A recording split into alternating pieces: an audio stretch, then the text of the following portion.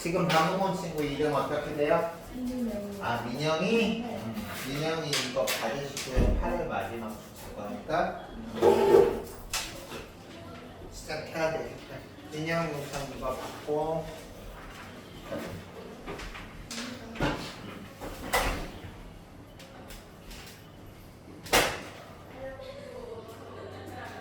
누가 하는 거지? 김주현, 조수현. 잠깐만.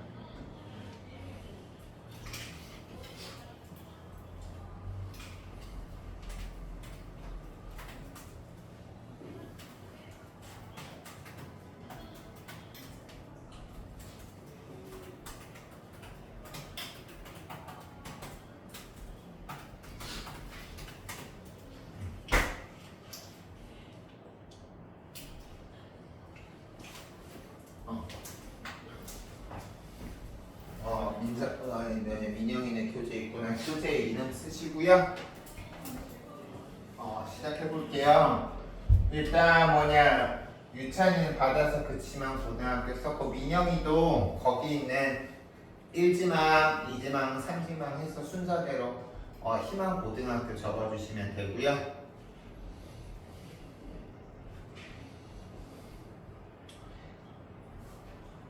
유찬이는 혼자서도 알아서 잘하네. 이름이 어서와. 서로 친하구나. 얘들 다들 추대 패드 눌렀어? 추대체도요? 추대 체크했냐고. 네, 했어요. 조심 저거 뒤에 영상 조심. 어머. 저거 조심. 저거 건드리면 안 돼.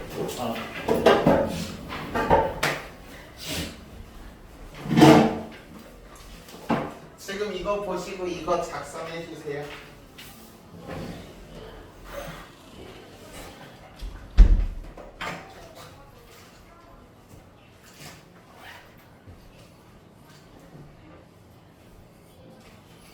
혹시 그거 지금 선생님이 조사지 최대한 너희들이 선생님 설명 안 듣고도 너희들이 거기 적은 거 보고 적을 수 있게 선생님이 만들었는데 혹시 이해 안 가는 거 있으면 질문하고 적어주시면 돼요.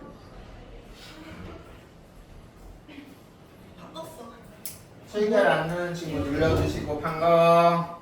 그거 여기 조심하고 그것만 조심해줘. 그거 조심해줘. 안 닿게 조심해줘 친구야. 조심.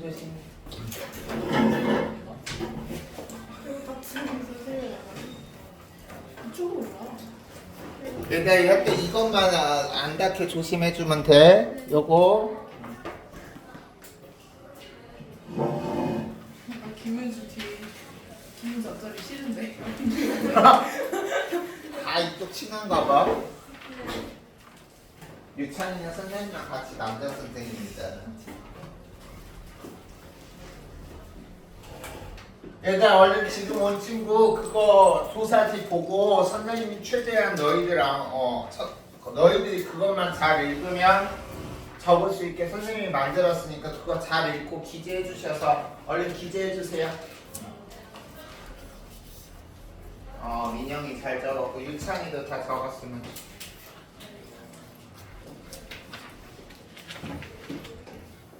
한 명 어디 갔어? 총 6명이어야 되는데 지금 올 친구 다 온 거니? 아직 안 온 거야. 그치 누가 한 명 안 왔지? 유찬아 이렇게 3일 다 올 필요 없어. 이 중에서 하루만 오면 돼. 가능한 거 다 쓰는가? 이 중에서 하루만 네가 제일 마음에 드는 거 하루 택해. 그 선생님, 어. 얘가 방금 반을 올려서 2명 더 들어가야 돼요. 그래? 네. 총 6명이랑 7명이에요. 아 그래요? 그러면 지금 아직 2명 더 온 거야? 네.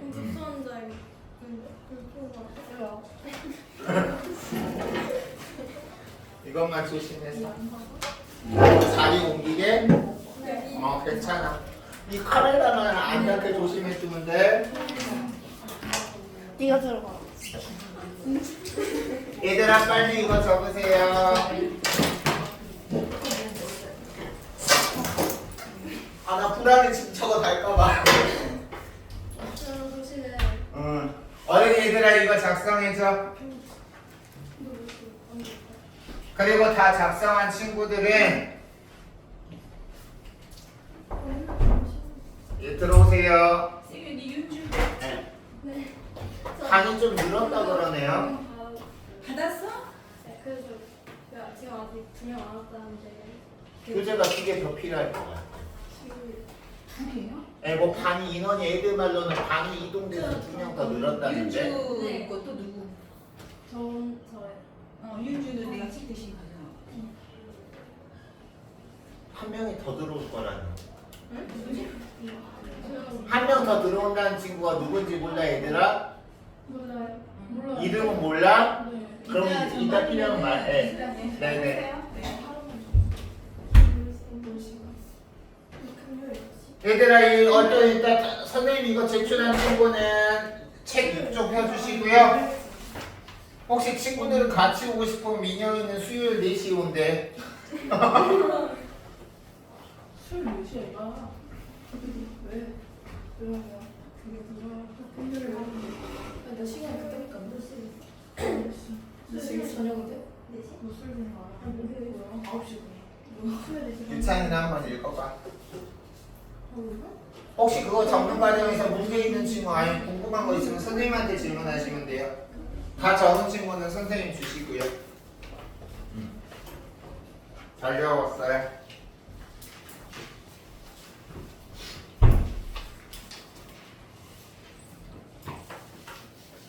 주은이, 네. 인영이, 유찬이. 뒤에 두 친구들은 그거 내면 선생님이 이름 확인해 볼게요. 윤주, 주현이. 그래요. 잘 적었어요.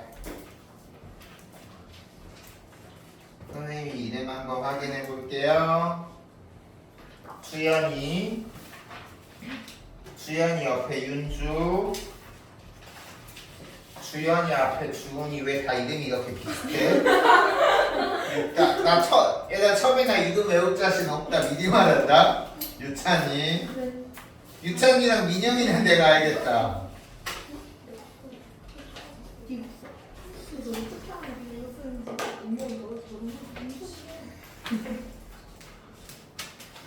얘들아 만나서 반갑고요.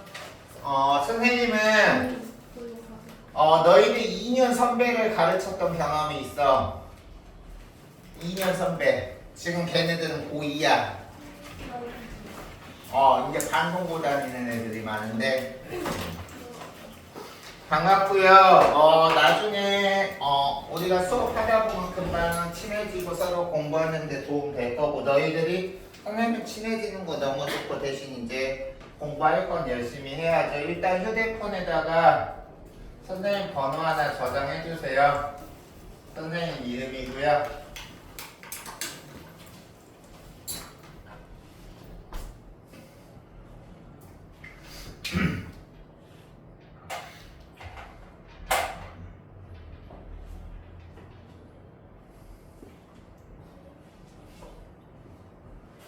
저장하면서 들으세요. 선생님은 고려대 국어교육과 나 입학했고요. 당연히 졸업도 해. What? What? 뭐 하는 거야? 부모님한테 다 통화. 고려대 국어교육과 입학했고요. 중문과랑 같이 졸업했고요. 중국어 개 잘해요. 대학원도 중국어 나왔어요. 원래 입학은 국어교육과인데 올해 11월 되면 우리 국어 선생님 너희들 수업한 지 11년 됐고요. 아주 만나서 반가워요. 특히 솔비중학교는 선생님이 지금도 연락하고 지내는 친구들이 있어서 그때 너희들 2년 선배일 거야. 2년 전에 걔네들이 솔비 중3이었으니까 2년 전에 만나서 반갑고, 우리 너희들 솔비중학교는 이번에 중간고사에 국어가 없다며 그래서 이번 내신 기간 4주 동안 특성어로 교재할 거고요. 수업 잘 따라오시면서 선생님이 첫 주니까 거의 차질 없이 진행하도록 선생님도 익혔지만 그래도 선생님이 전에 학원에서 아무리 오래 있었을지라도 여기서는 처음이니까 혹시 기존에 선생님이 하던 거라 중에서 뭐 선생님 일부러 놓치는 사람은 아닌데 혹시 놓칠 경우에는 너희들이 친절하게 알려주세요. 알겠죠? 휴대폰 여기 내시고요.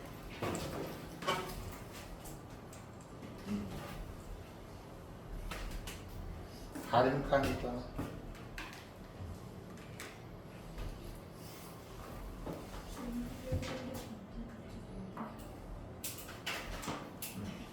진짜 수영이 진짜 많이 그리고 이거 주는 거는 한 번에 다 먹지 말고 졸리면 쏟을 수도 있으니까 이따 졸릴 때 드세요. 혹시 내가 준 게 마음에 안 들면 친구들이랑 바꾸세요. 뭔가 마음에 안 들어? 네가 하냐 몰라. 여학생들은 이런 거에 유난히 좀 선호도가 강하더라고. 보통 남학생들은 그냥 주는 거 먹는데 여학생들은 너도 원하는 거 있어? 그냥 줘? 아니 이거 메론이야. 메론이든 단호박이든 여기 단호박도 있어? 메론이래요. 그래요, 시작해봅시다. 그래도 너희들 클리닉 시간 다 적어줘서 다행이고 전에 봤더니 선생님이 전에 학원에서도 클리닉은 돈 받고 하는 수업이 아니었어, 학원에서. 근데 너희들이 이제 앞으로도 기억할 게 주말 국어학원 같은 경우는 주말 수업 당연히 중요하죠, 수업이니까. 근데 다른 영어 수업하고는 다르게 국어학원의 특성상 한 번에 수업하는 시간이 긴 대신 주 1회 수업을 하잖아. 그렇기 때문에 클리닉은 너희들이 내신 기간이든 일지 아니면 내신 기간 안에 이런 특사모 같은 어떤 내신 이외에 정규 수업을 하든지 간에 클리닉은 너희들이 부득이한 사정이 아니면 정해진 요일 시간에 규칙적으로 공부를 하면 우리가 이렇게 정규 수업 때는 여러 학생이 하다 보니까 각자 좀 레벨 차이도 있어서 선생님은 똑같이 수업을 하더라도 각자 이해도는 다를 수 있단 말이야. 그럴 때 이제 우리가 클리닉은 이렇게 생각하면 돼. 너희들이 이제 과제 같은 거를 했을 때 너희들이 1대1로 그 클리닉 와서 질의응답 하는 거는 꼭 과제에 대해서만 질의응답 하는 게 아니라 너희들이 수업 시간에 이렇게 오늘 선생님이랑 수업할 거란 말이지. 그러면 수업 시간에 대부분 친구들은 너희들이 이제 다른 친구들이 있으니까 뻘쭘해서 지금 모르는 거 그냥 넘어가고 하잖아. 그럴 때 우리가 이제 클리닉 갈 때 1대1로 하면은 그때 같이 이제 편하게 질문할 수 있죠. 그래서 그런 시간으로 적극적으로 활용을 해 주십시오. 선생님이 국어 선생님이어서가 아니라 국어는 모든 과목의 기본이야. 알겠어? 국어 잘하면 다른 과목도 잘할 확률이 높아요. 알겠습니까? 그렇게 생각해 주시고 보면 되겠고요. 수업 시작하겠습니다. 혹시 과제 해놓은 거 한번 꺼내볼까? 꺼내보세요. 민영이는 내가 아까 실장님한테 들었고 오늘 숙집 봤는데 뭐 확인을 안 해줬어.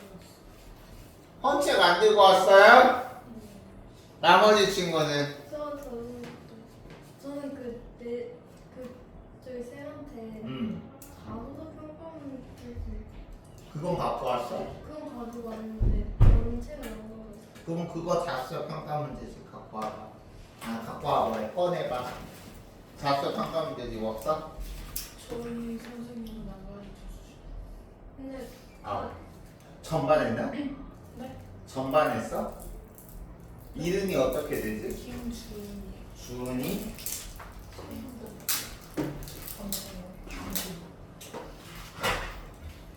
원래 내 명단에 있는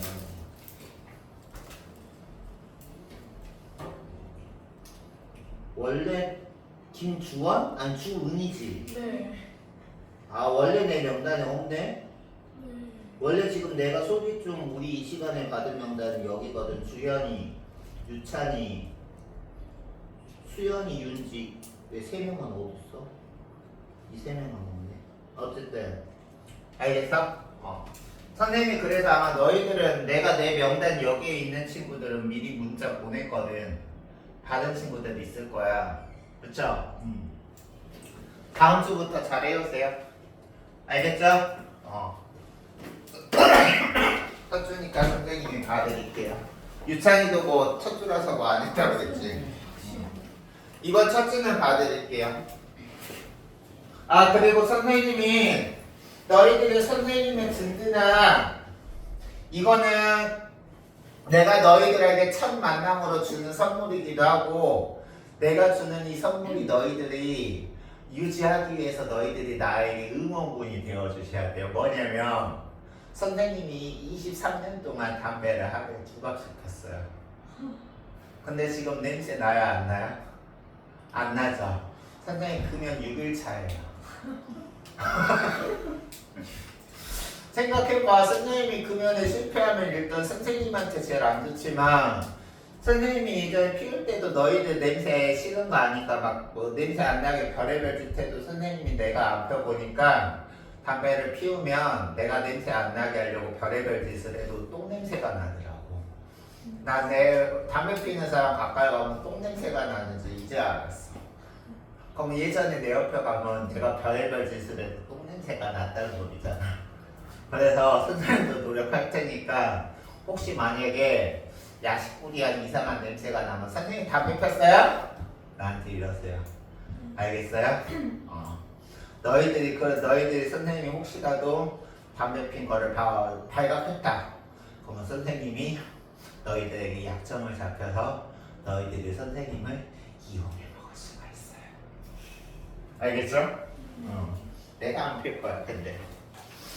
시작해봅시다. 이제 진짜 각자 6페이지 펴보세요. 됐습니까? 하다가 혹시 뭐 너희들이 알고 있는 수업이나 이런 거하고 다른 거 있으면 얘기하세요. 알겠죠? 선생님이 혹시 다른 거 있으면 몰라서 그러는 거 아니, 알고 안 하는 거 아니니까 너희들이 말해주셔야 돼. 시작하겠습니다. 먼저 우리가 독서 그리고 문학 그리고 이제 문법 순서로 수업이 나갈 텐데 먼저 6페이지 독서 수업 보도록 하겠습니다. 이거 일단 과학 지문이죠. 그쵸? 과학 지문은 우리가 이제 앞으로 이번 시간만 공부하는 게 아니라 앞으로 이제 뭐 매주 보지는 않더라도 자주 볼 텐데 과학 지문의 특징 중에 하나는 일단 오늘 강조하고 싶은 것은 다양한 설명 방법 중에 과정이라는 설명 방법이 자주 사용돼요. 설명 방법 중에 과정이라는 설명 방법이 있어요. 혹시 이게 뭔 줄 아는 친구 있어요?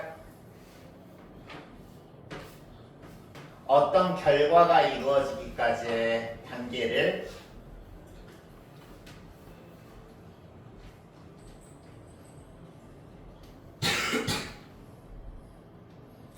순서대로 나열하는 거야. 순서대로 언급하는 거야.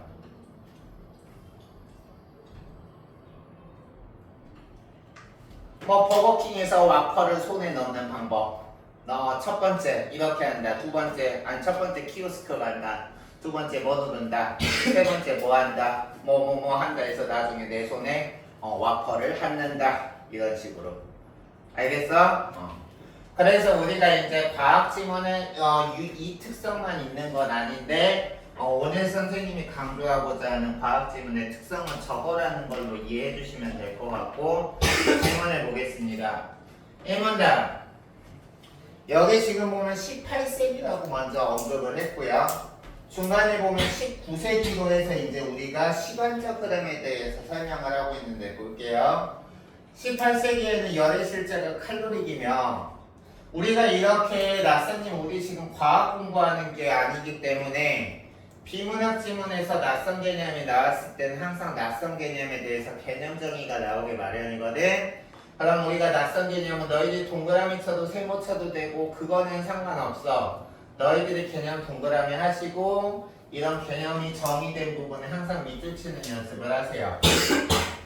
그래서 여기 보면 칼로리라는 거는 뭐냐면 항상 온도가 높은 쪽에서 낮은 쪽으로 흐르는 성질을 가지고 있는 질량이 없는 입자들의 모임이래.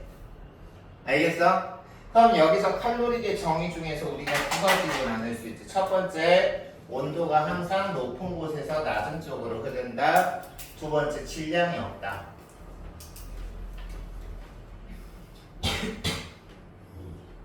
이 받아들여지고 있었다. 이를 칼로리 이론이라고 부르는데, 이에 따르면 찬물체와 뜨거운 물체를 놓아 접촉시킬 때 두 물체 온도가 같아지는 것은 우리 뒤에 읽지 않아도 이 정도는 이해할 수 있을 것 같아. 높은 곳에서 낮은 곳으로 이동하니까 뜨거운 곳에서 찬물체로 열이 이동할 테니까 뜨거운 것은 어떻게 되겠어? 약간 차가워지고, 차가운 것은 살짝 미지근해지겠지.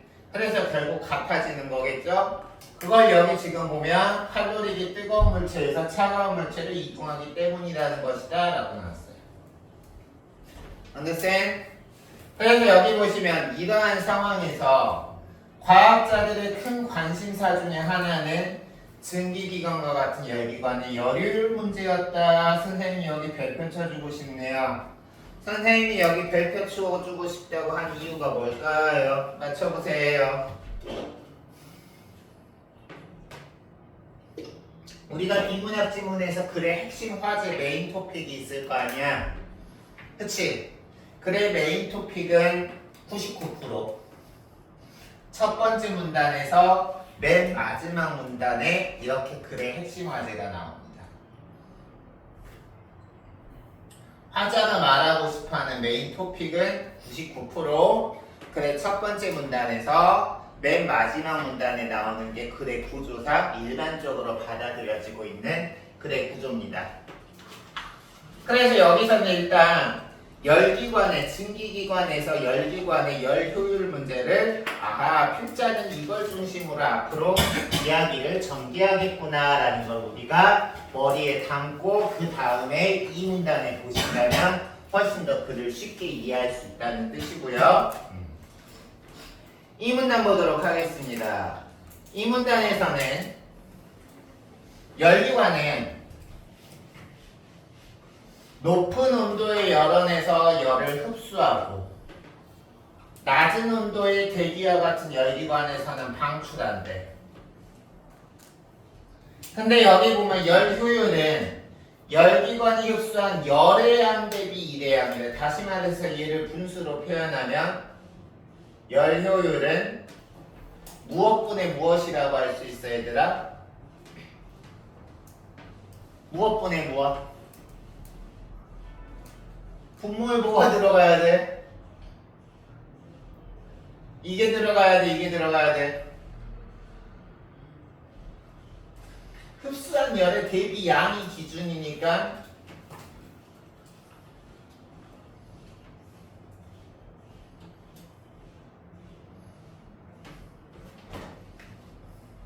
흡수한 열분의 1의 양이겠죠. 열분의 1인 거야. 그래서 19세기 초에 이렇게 카르노는 열기교원의 열효율 문제, 즉 열효율은 정의상 흡수한 열분의 1의 양이라는 1의 양이라는 열기관의 열효율의 문제를 칼로리 기전의 기반을 두고 다루었다. 즉 열이 높은 곳에서 낮은 곳으로만 이동한다는 이론을 두고 다루었다. 근데 그 다음 볼게요. 이 카르노는 물레방아 같은 수력기관에서 물이 높은 곳에서 낮은 곳으로 흐를 때 일을 한 양과 일의 양의 비가 높이 차이에만 좌우되는 것에 주목했다라는 건 뭐냐면 여기서 지금 보면 우리가 이 부분을 보면 좀 더 잘 알 수 있는데 여기서 지금 칼로리 이론에 제시한 카르노는 무엇과 무엇을 유사성을 우리가 주목했냐면 증기관에서 열기관 같은 경우는 열 같은 경우는 열이 어떤 곳에서 어떤 곳으로 이동했어? 높은 곳에서 낮은 곳으로 이동했죠. 온도의 기준을 두고. 근데 여기 지금 보면 물레방아와 같은 수력기관에서는 역시 물이 높은 곳에서 낮은 곳으로 이동해. 근데 수력기관에서 물이 높은 곳으로서 낮은 곳으로 이동하는 거는 온도를 기준으로 하는 거야? 높이를 기준으로 하는 거야? 높이를 기준으로 하는 거죠. 그래서 우리가 카르노 이론에서는 열이랑 수력 모두 높은 곳에서 낮은 곳으로 이동한다라는 유사성에 기초한 유추의 방법을 사용하고 있고, 다만 기준이 온도가 높은 곳에서 낮은 곳, 높이가 높은 곳에서 낮은 곳 이렇게 바뀌는 거죠. 됐어요? 그래서 그 부분에 주목했다라고 하면서 그게 여기에 상세 설명, 자세히 설명하는 걸 우리가 비문학에서 상술이라는 말을 써요. 자세히 설명한다, 상술한다 라고 합니다. 그래서 여기 보면 물이 높이 차에 이동하는 것과 흡사하게, 일단 여기 봐봐. 물이 높이 차, 높이를 기준으로 해서 높은 곳에서 낮은 곳으로 이동하는 것과 흡사하게, 유사성에 기초한 유추에 적용하는 것과 흡사하게. 칼로릭은 열의 개념이야, 높이의 개념이야? 열의 개념이죠? 열이 고온에서 저온으로 이동하면서 일을 하게 되는데, 이 열기관의 열효율 역시 물이 높은 곳에서 낮은 곳으로만 이동하는 것처럼 열기관 역시 높은 곳에서 낮은 곳으로만 이동한다. 이런 공통점이 있다는 게 바로 카르노의 열기관 이론이다. 카르노 칼로릭 이론이다 라고 정리할 수 있을 거예요. 여기까지 이해가? 이해 안 가면 말하셔야 돼요. 그 다음 보겠습니다. 한편이라는 접속사는 우리가 중요한데, 너희들이 글을 읽을 때 영어 독해 공부할 때도 접속사가 글의 흐름을 파악하는 데 중요한 역할을 하잖아? 국어 비문학 공부할 때도 마찬가지예요. 중요한 접속사 나올 때마다 선생님이 앞으로도 언급해 줄 텐데, 한편이라는 접속사가 하는 역할은 뭘까요? 화제를 전환할 때 한편이라는 접속사를 사용합니다.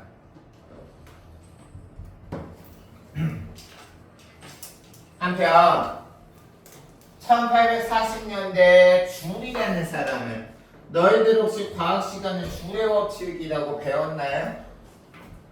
배웠어요? 그 줄의 법칙을 발명한 줄이에요. 그래서 여기 보면 한편 1840년대 줄은 일정량의 열을 얻기 위해 필요한 양을 측정하는 실험을 행하였다.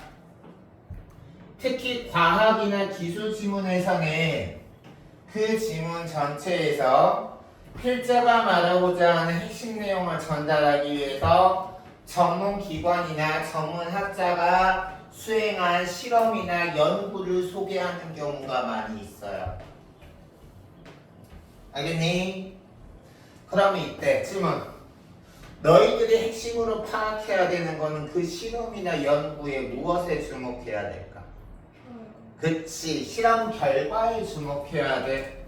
그 실험 결과가 그 글에 핵심적으로 말하고자 하는 내용하고 밀접한 관련이 있습니다. 그럼 봅시다. 대표적인 게 열의 일당량 실험인데, 열의 일당량 실험이라는 거는 저기 나왔죠. 열기관을 대상으로 한 게 아니라 추를 낙하시켜 물속에 날개바퀴를 회전시키는 실험이다.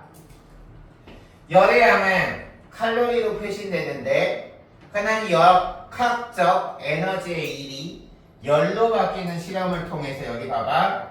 열의 일당량의 개념을 여기선 어떻게 말했냐면, 7번 보자. 열의 일당량은 1kcal의 열을 얻기 위해서 필요한 일의 양이다라고 하지 않고, 먼저 개념의 정의를 말하고 그 뒤에 개념을 말함으로써 이걸 등가 관계로 놨죠.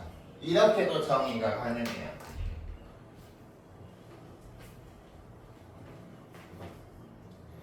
그래서 내가 이거는 뭐냐면 이런 거랑 같아.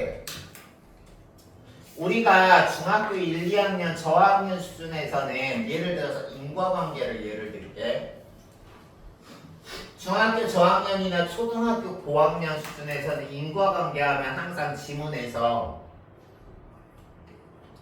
왜냐하면 이라는 말이 앞에 붙는다든가 아니면 맨 마지막에 때문이다로 끝난다든가 쉽게 우리가 인과관계를 알 수 있는 힌트를 줘요.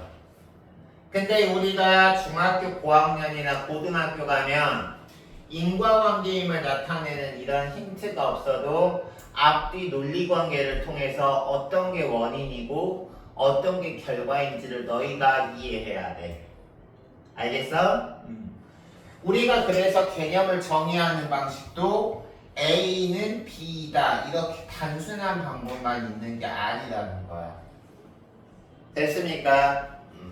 됐어? 그래서 줄이 내린 결론은 이거야. 아까 카르노 같은 경우는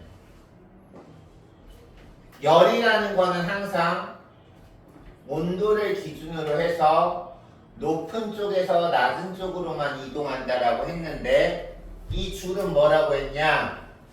이 줄은 일과 열이 형태만 다를 뿐 서로 전환이 가능한 물리량이에요. 즉 줄이 발견한 것은 일이 열로도 바뀔 수 있고 열이 일로도 바뀔 수 있어. 이 양방향이 서로 같다라는 거는 일이 곧 열이라는 개념이고 이게 우리가 국어 용어로서 등가성이라고 하죠. 얘들아 그럼 등가성의 개념이 뭘까요? 등가성 대답해도 난 너희들이 대답 안 하면 소심해 성덕이 선생님이 그 아이야. 그래서 혀가 짧아도 선생님은 리조또도 싫어해. 뭐 좋아하는 줄 알아? 리조또를 좋아해.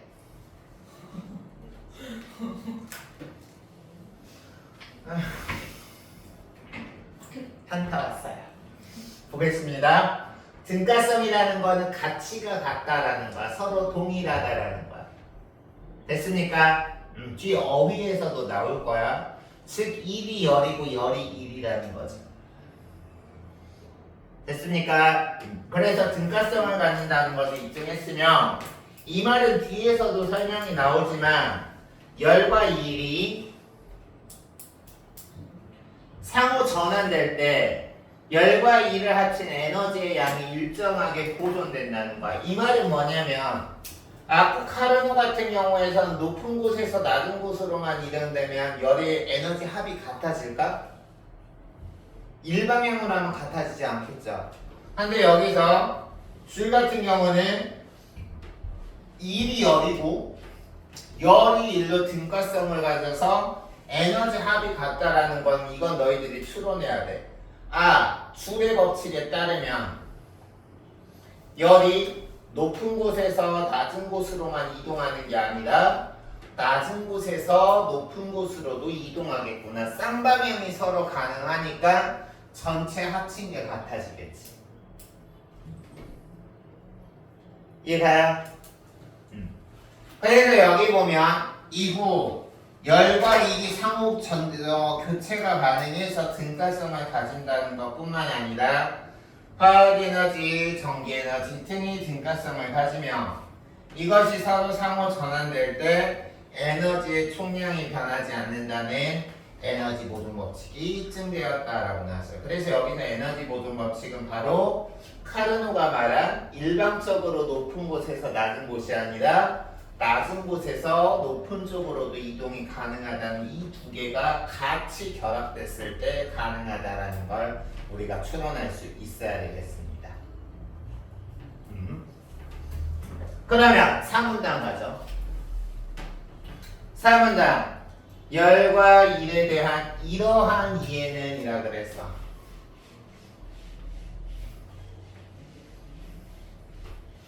그럼 여기서 열과 일에 대한 이러한 이해는 이 문단에서 말한 카르노의 칼로리 기록인가요? 아니면 줄의 에너지 보존 법칙인가요?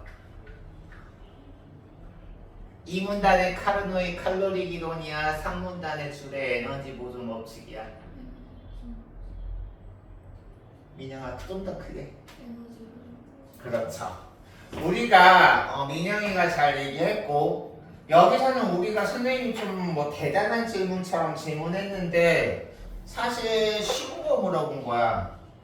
열과 일에 대한 이러한 견해는 3문단에서 자연스럽게 3문단에선 말한 내용이 3문단에서 이어지겠지. 그러니까 이건 당연히 3문단의 줄의 에너지 보존 법칙이지. 알겠어? 막 내용이 아니야. 이건 글의 흐름 물어본 거야. 그래서 3문단에서 말한 줄의 에너지 보존 법칙의 1과 열이 서로 이렇게 상호 전환이 가능해서 서로가 등가성을 갖고 에너지 보존 법칙이 일어난다는 이러한 견해는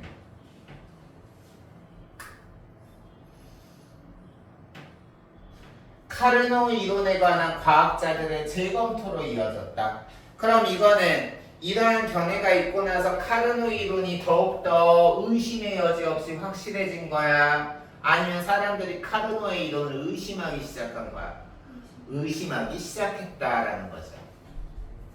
그래서 특히 톰슨은 카르노의 칼로리 이론을 어떻게 의심했냐면 칼로리 이론에 입각한 카르노의 열기관에 대한 설명이 즉 높은 곳에서 낮은 곳으로만 이동한다는 열기관에 대한 설명이 높은 곳에서 낮은 곳으로도 이동하고 낮은 곳에서 높은 곳으로도 이동해서 에너지 보존 법칙이 된다는 그것에 서로 위배된다고 지적해왔다.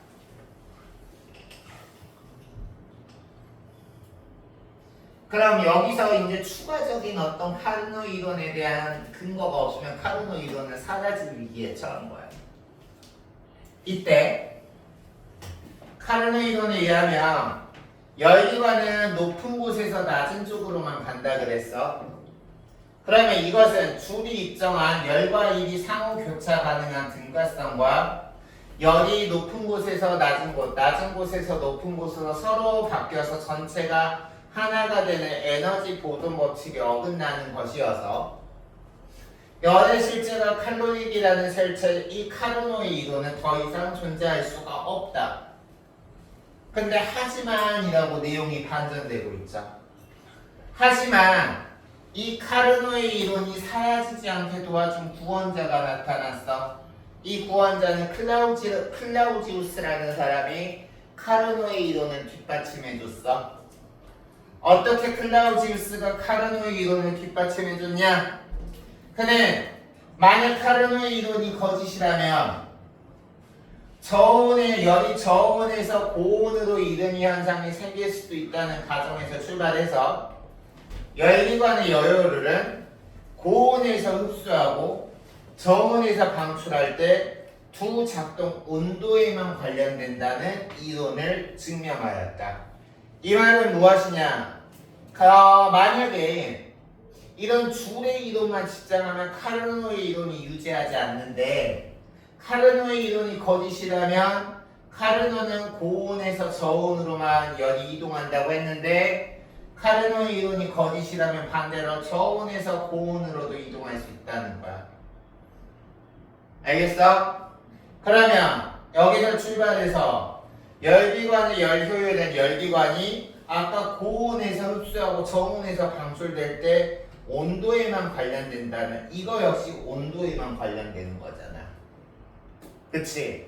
그래서 이 온도에만 관련된다는 카르노의 이론을 증명하였다라고 함으로써 이 글은 1문단에서 전체적인 계략 구조를 짜고 2문단에서 칼로리 이론에 대한 카르노의 견해를 말을 하고 있고 3문단에서는 카르노의 이론에 반박할 수 있는 줄의 에너지 보존 법칙을 이뤄내게 된 그 카르노 이론과 대비되는 견해를 말을 했고 마지막 4문단에서는 그래서 위험 위기에 처한 카르노 이론이 어떻게 유지될 수 있는지 마지막에 클라우지우스의 견해를 뒷받침함으로써 글을 마무리하고 있는 구조라고 보면 되겠죠.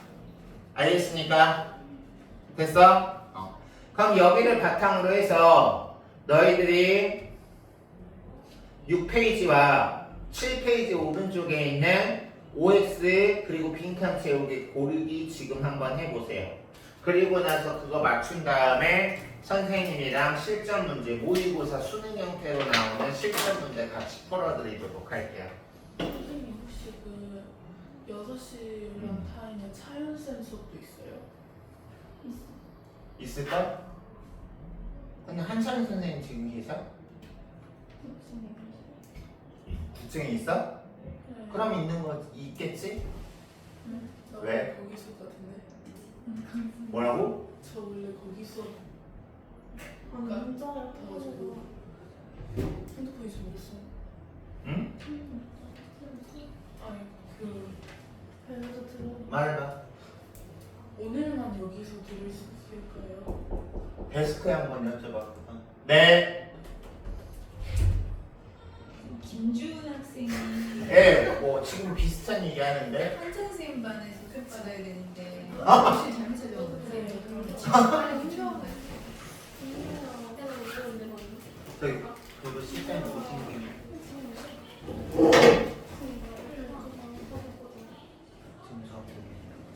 지금 이거 나를 버리구나. 아니 기다려봐.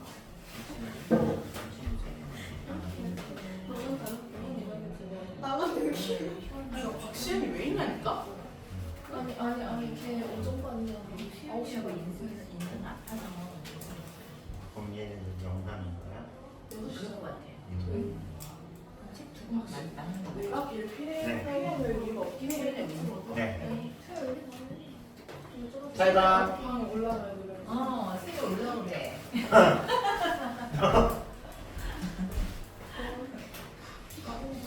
얘들 알겠죠?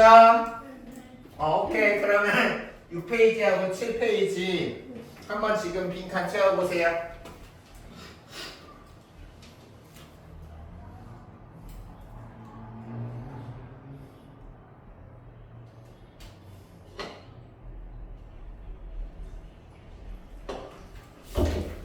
네. 찾아가세요.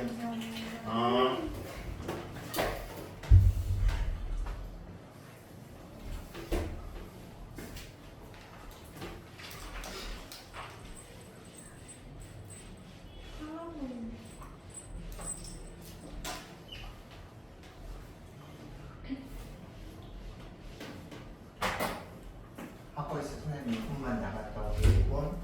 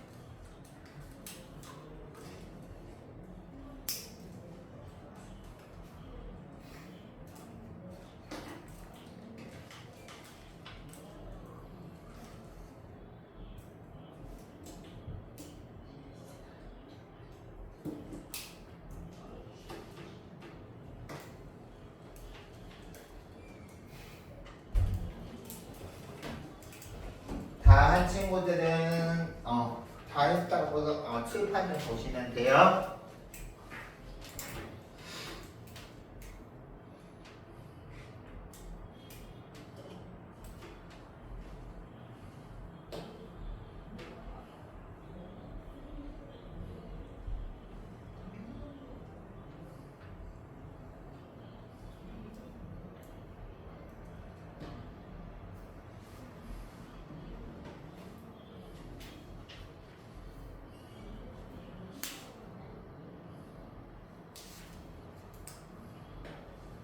다 했어?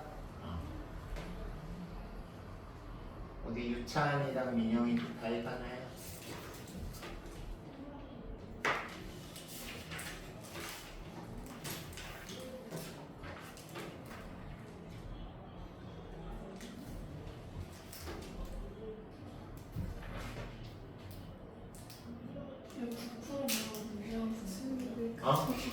빈칸은 안 치고 문제만 푸는 거예요? 어디 말하는 거지? 문제 옆에 있는 빈칸이 6쪽, 7쪽? 네. 여기 이런 거 다 하는 거지? 뒤에 있는 문제도 푸는 거예요? 여기 8페이지에 있는 거는 선생님이랑 지금 문제 풀이 할 거야. 8페이지부터. 다 했어? 네. 유찬이는? 일단 좀만 기다려주자.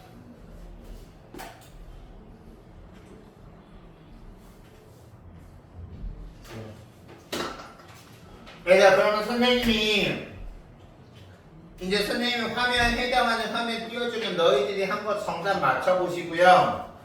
정답 중에서 여기 한 것 중에서 너희들이 잘못한 것 중에서 이해 안 가는 부분이 있으면 선생님한테 질문하고 없으면 거기 8페이지 문제풀이 하는 거 모의고사 문제 선생님이랑 풀이 갈게요.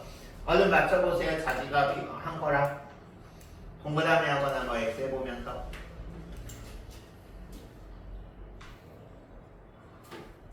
그리고 내려도 되면 말하세요. 다 해서.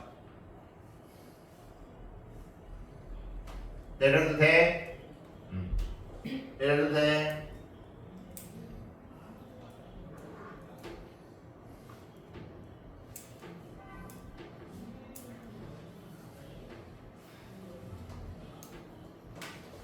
오케이.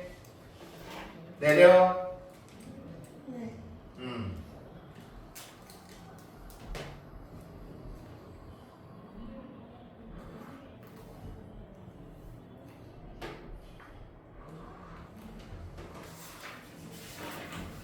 됐습니까? 그럼 이제 8페이지 보자.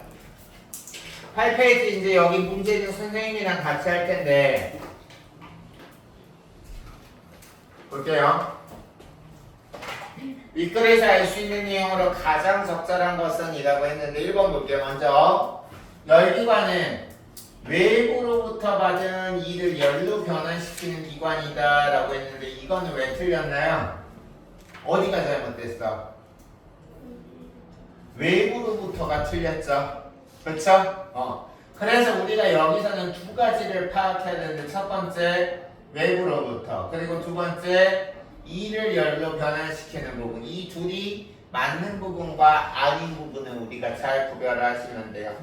됐습니까? 다음 2번 수력기관에서 물의 양과 일의 한 양의 비는 물의 온도 차이에 비례한다 그랬는데 물의 온도 차이에 비례한 것은 수력기관이 아니라 열기관이었죠.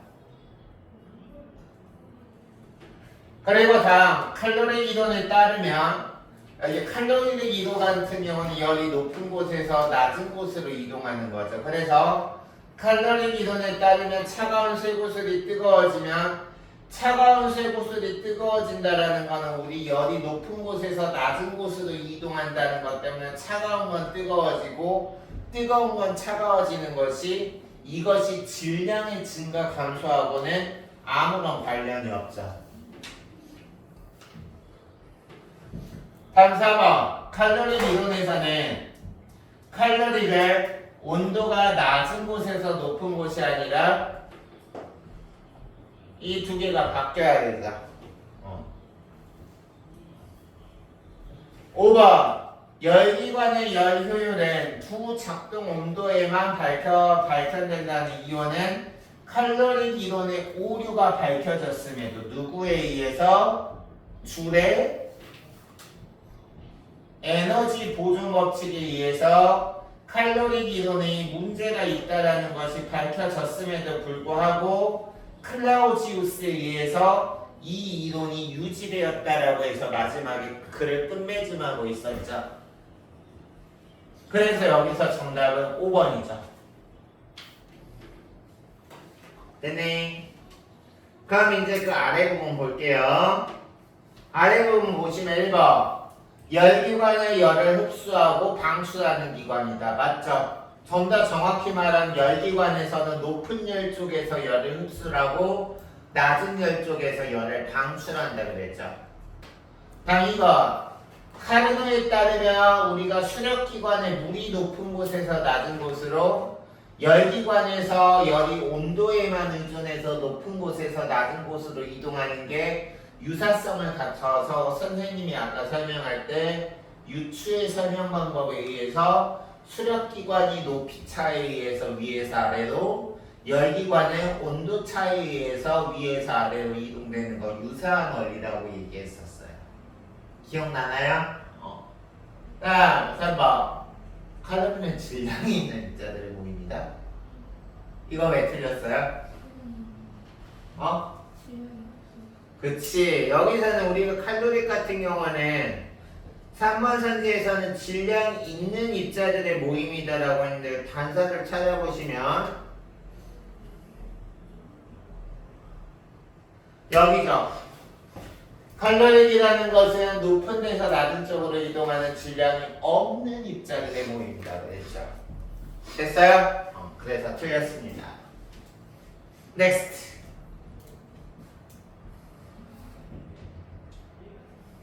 다음 칼로리 기론에 따르면 두 물체 온도가 같아지는 것은 높은 에서 낮은이죠.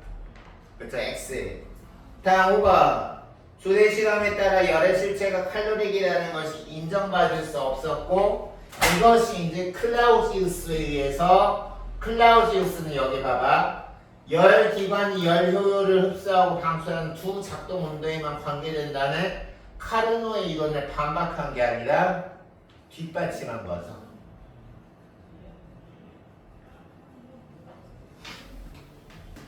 됐어? 다음 갑시다. 윗글로 볼 때 A의 내용으로 가장 적절한 것은 이라고 했어요. 얘들아 A는 뭔가요?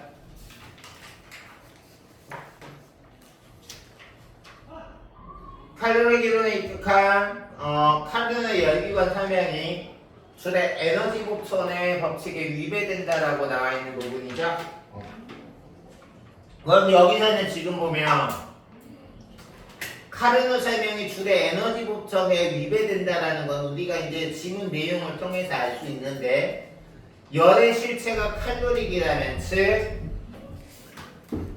여기서 지금 보면 열의 실체가 칼로리라면 열이라는 것은 높은 곳에서 낮은 곳으로 이동하면서 질량이 없는 입자였죠. 오케이?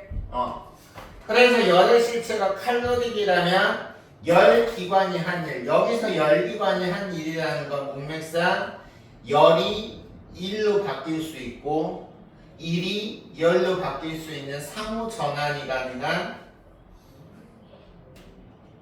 등가성의 개념이라는 거잖아. 이해가요? 그렇기 때문에 여기서 이 카르노의 이론에 입각한 칼로리의 개념에서는 옆에서 말한 열기관이 한 일, 줄의 에너지 보존 법칙에 기반이 되는 열과 열에서 1로 1에서 열로 바뀔 수 있다는 이거를 설명할 수 없다는 거 서로 위배된다는 게 정답이죠. 됐어요? 혹시 2번 문제에서 이해 안 가는 선지 있으면 얘기해 보세요. 없어? 그럼 다음 3번 보겠습니다. 3번은 너희들이 한번 풀어봐. 좀 어려울 수 있어요. 3번.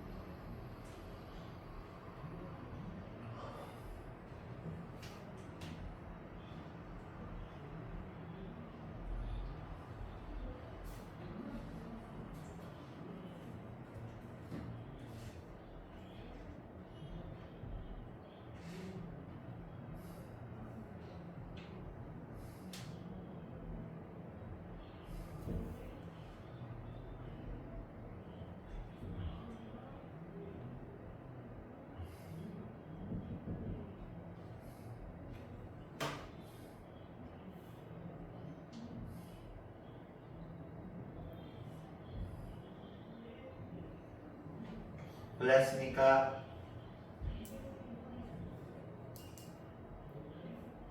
주현이 골랐니? 주현이 그 다음에 옆에가 현주? 아닌데? 아까 갔던 애가 주은이 주현이 참 하고 있어.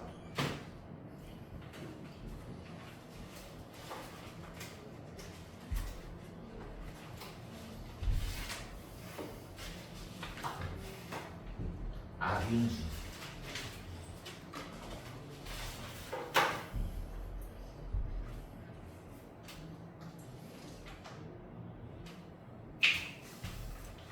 몇 번이에요? 틀려도 돼.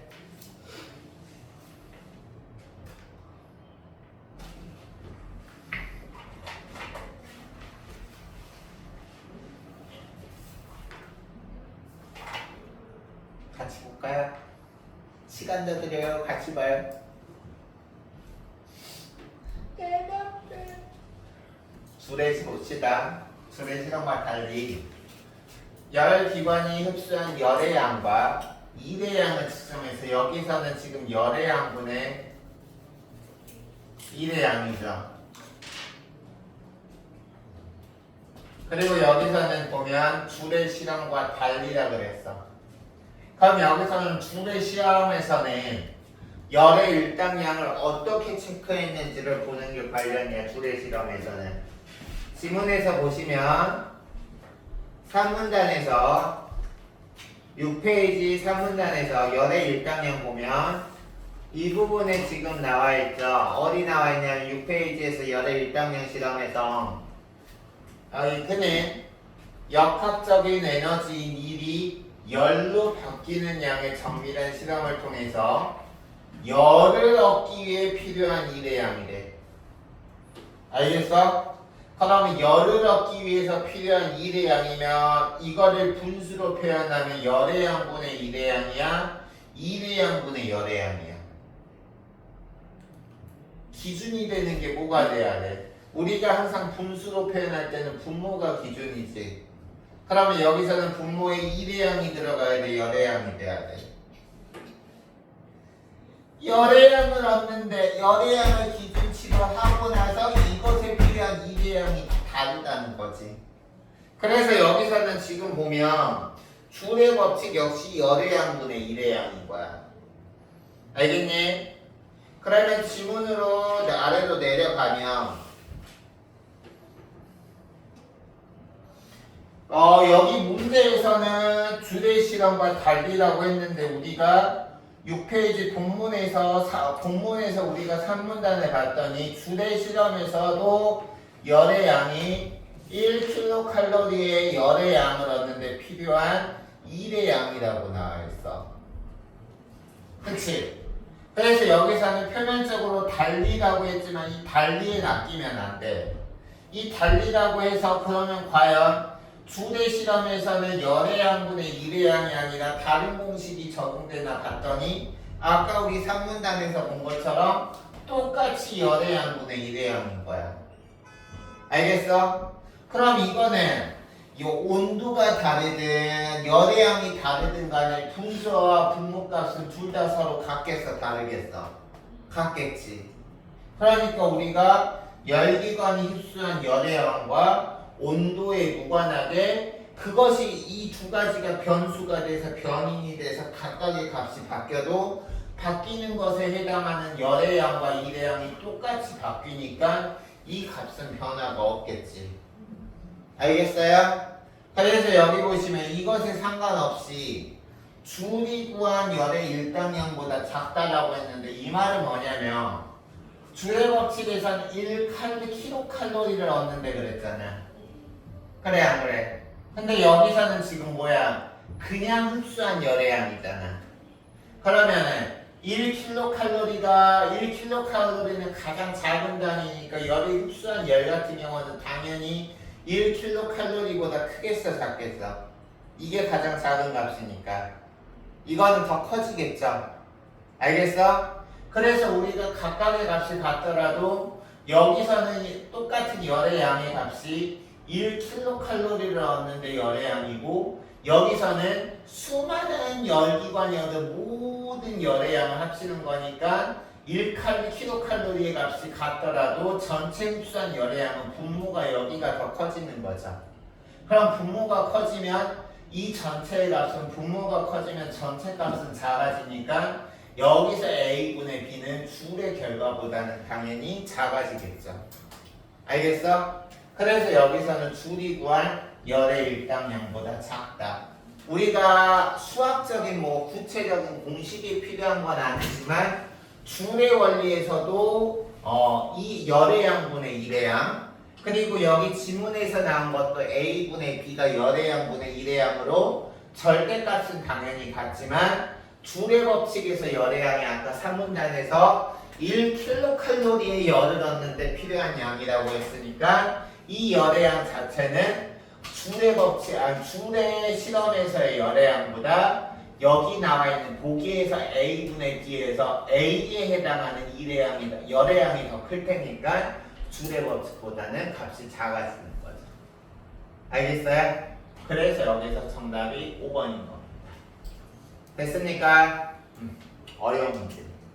4번 보겠습니다. 4번 몇 번?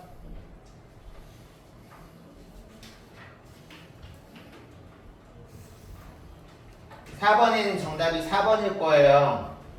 일단 기억에서 이거 올라가는데 시간이 오래 걸리는데 여기서 기억에서 부르다는 무슨 뜻입니까? 기억에서는 말 그대로 call A as B라고 할 때 A를 B라고 부르다, 명명하다 할 때 부르다죠.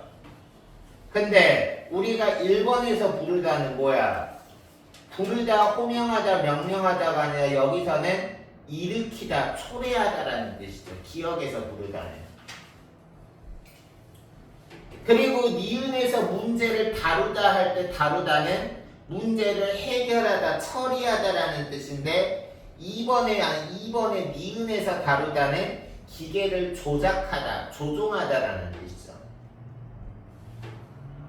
그리고 3번에 디귿에서 흐르다는 디귿 어딨냐?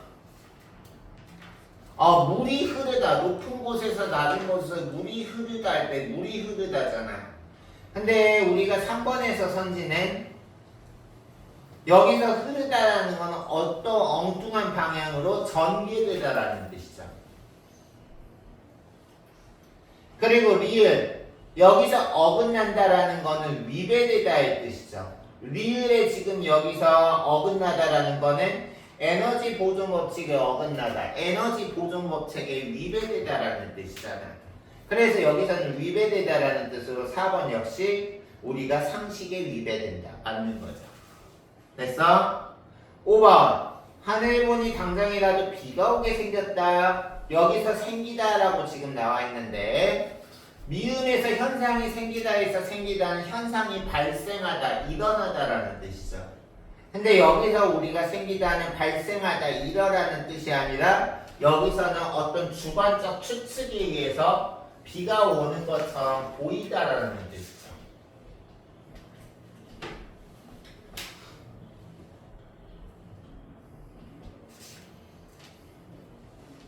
됐나요?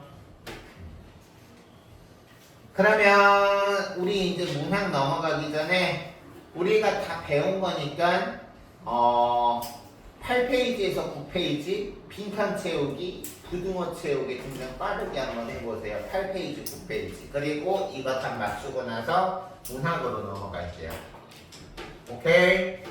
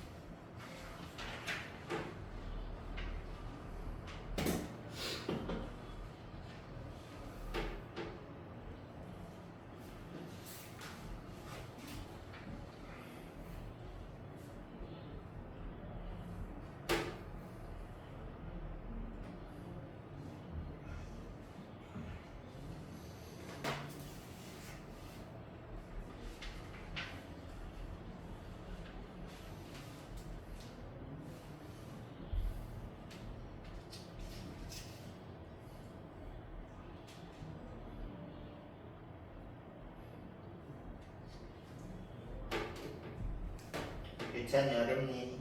네? 어려워? 아니요. 다른 친구는 선생님 얼굴 찾아보든가 해서 다 있다는 신호 보내주세요. 8쪽 9쪽.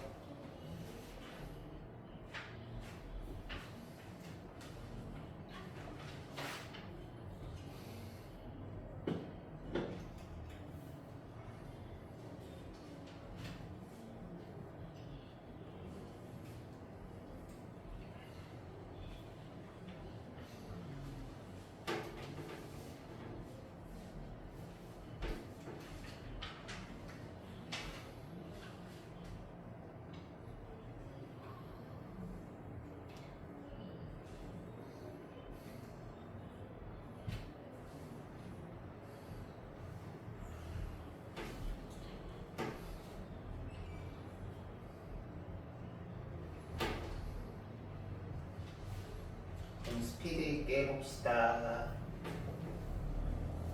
타이밍.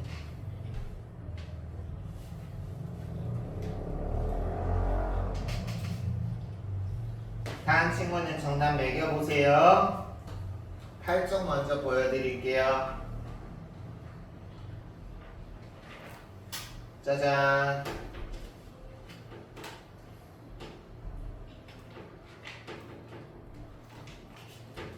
됐어.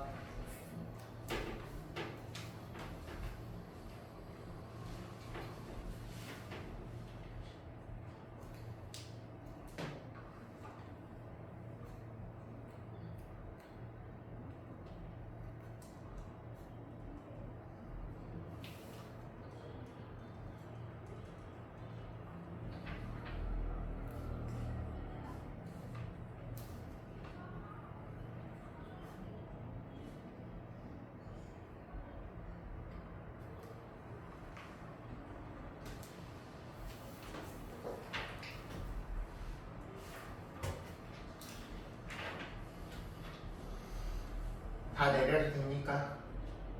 내 친구다? 내릴게. 9페이지.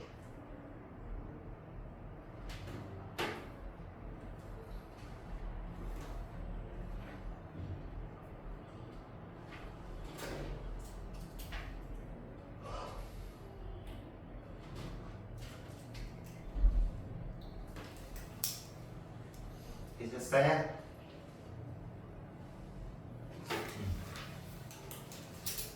그래요. 독서 여기까지 하느라고 고생하셨고요. 이제 우리 문학을 보도록 하겠습니다. 우리가 문학 같은 경우는 오늘 김광균의 추인서정이랑 그리고 몇 쪽이냐면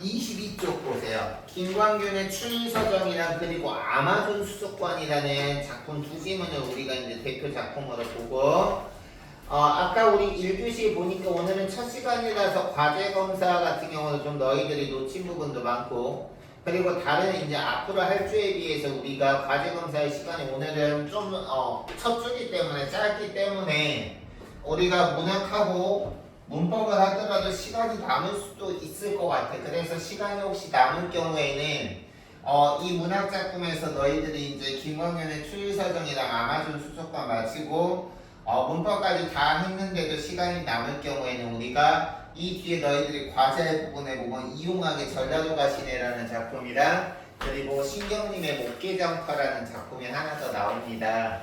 알겠어요? 그 작품은 시간이 남을 경우에는 추가로 해드리도록 하겠습니다. 보시죠. 22쪽 김광균의 추리서정과 최승호의 아마존 수족관. 참고로 말을 하면 이거는 정말 고전적인 클래식한 작품이라고 얘는 참신한 작품이에요. 뭐냐?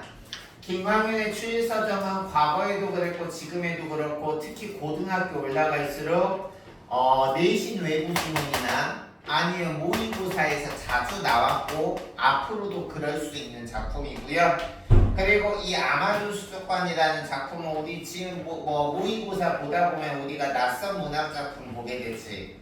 그럴 때 우리가 낯선 문학 작품에서 종종 나올 수 있는 작품으로 너희들이 출제 빈도는 좀 낮을지라도 항상 낯선 작품으로 나올 때 가장 먼저 나올 수 있는 작품 중에 하나로서 알아주시면 좋은 작품입니다.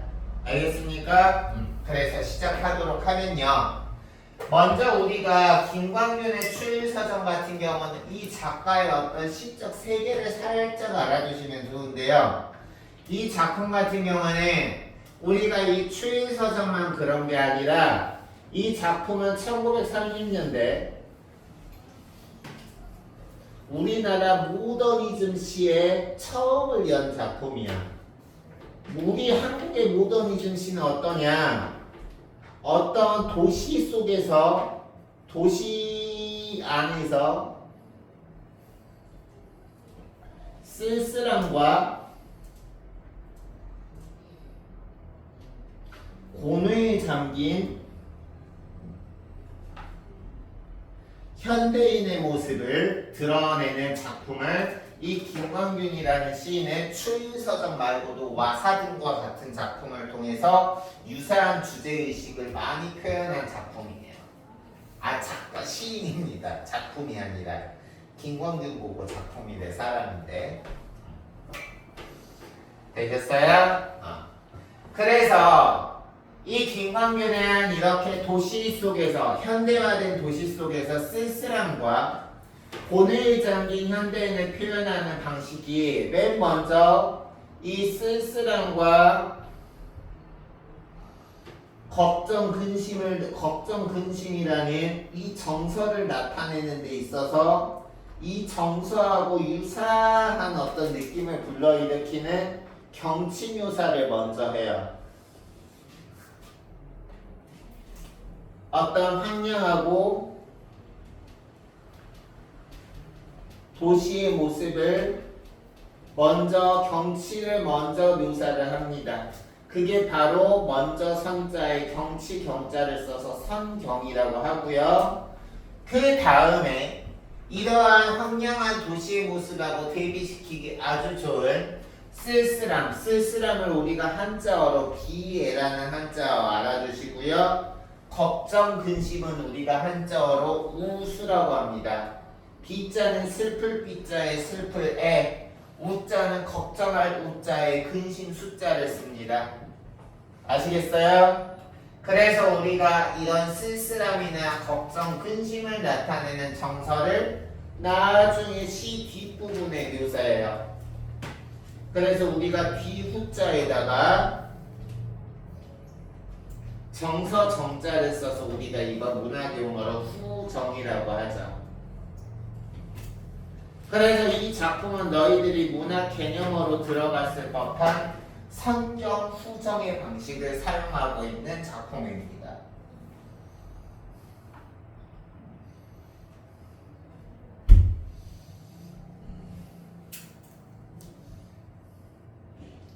선생님이 지금 금단 증상이 오나봐. 금단 증상이 뭔지 알아요? 그래서 여기 보시면 선경 후정의 방식으로 여기서 먼저 이 도시 속의 고뇌에 잠긴 현대인의 모습을 얘기하면서 그것에 해당하는 정서를 나타내고 있다는 걸 우리가 시의 전체적인 개괄적인 모습으로 보시면서 작품을 하나하나씩 보도록 하지요. 가보시면 낙엽은 폴란드 망명정부의 집회라고 했습니다. 일단 낙엽 떨어지는 모습이 드러나 있네요. 근데 이 낙엽이라는 원관념을 폴란드 망명정부의 집회라고 해서 집회라는 보조관념을 비유를 했는데요. 여기서 주의할 것은 원관념, 낙엽 이퀄 집회라고 함으로써 원관념과 보조관념은 이퀄 관계로 나타내고 있는 비유법 중에서 은유법을 사용하고 있죠.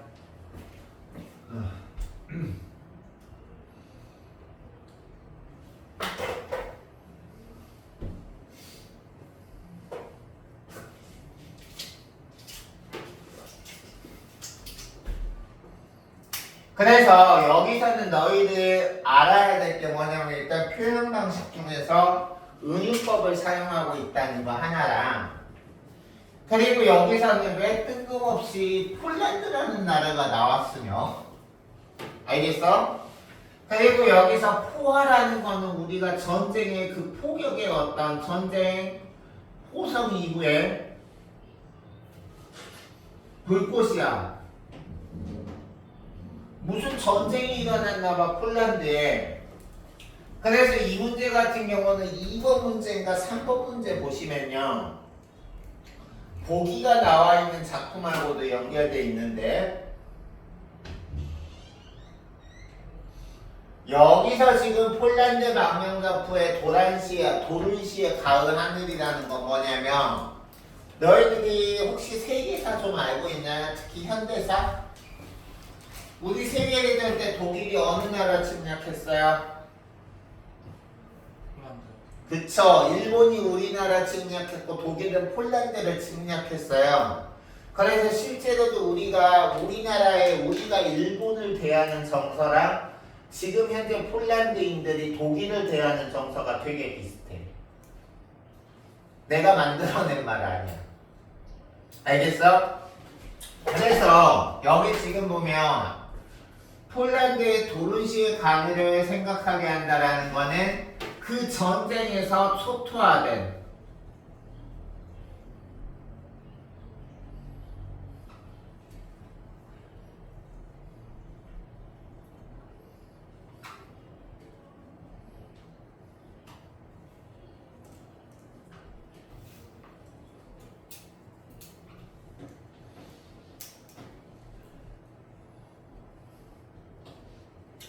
이 모습을 묘사하는 겁니다.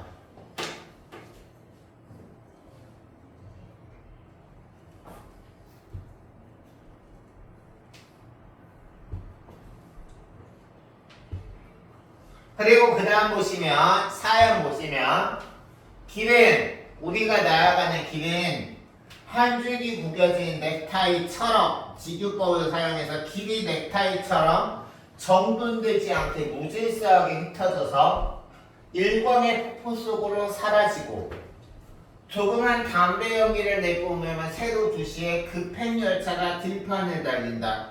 급행열차가 담배 연기를 내뿜는다라는 거는 사람이 아닌 급행열차가 흡연자처럼 즉 사람이 담배 연기를 내뿜는처럼 사람이 하는 행동을 지금 하고 있으니까 이건 의인법이죠. 그리고 급행열차가 담배 연기를 내뿜는다라는 거는 급행열차가 칙칙폭폭하면서 증기열을 내뿜는 모습을 지금 사람이 담배 연기를 내뿜는 것에 비유를 한 거예요. 윤주야 알겠니?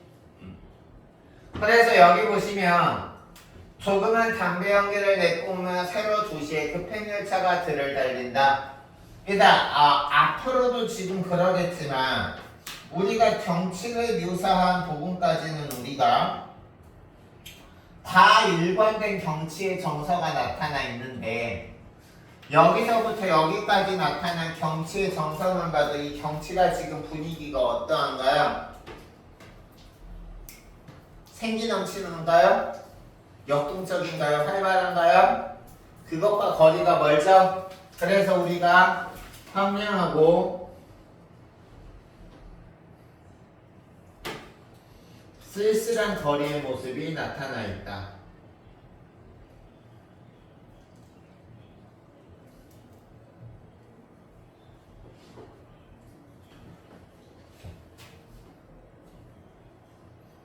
이것에 이어서 포퓰러 나무의 근골, 원래 근골하면 근육과 뼈대라고 해서 사람의 골격을 이루는 골격과 근육을 뜻하는데 포퓰러 나무의 근골 했으니까 나뭇가지를 지금 근골이라고 표현한 거야.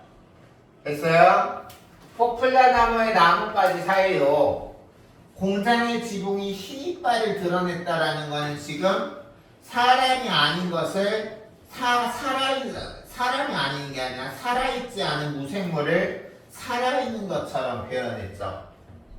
그래 안 그래? 그러니까 이건 화비법이지. 이건 왜 의인법이 아니냐면 우리가 담배를 피는 거는 사람만 하지만 이빨을 드러내는 건 사람만 하는 게 아니라 살아있는 다른 동물들도 이빨 가지잖아. 그러니까 이거는 의인법이 아니라 무생물을 살아있는 생명체처럼 표현하는 활용법이죠. 알겠니? 그래서 여기 보면 포퓰라나무의 근골 사이로 공장의 지붕이 흰 이빨을 드러낸 채 한 바닥에 구부러진 철책, 철망이라는 뜻이야. 철조망. 한 바닥에 구부러진 철조망이 바닥에 나부끼고 지금 여기서 나타난 유사한 정서가 나타나 있어요.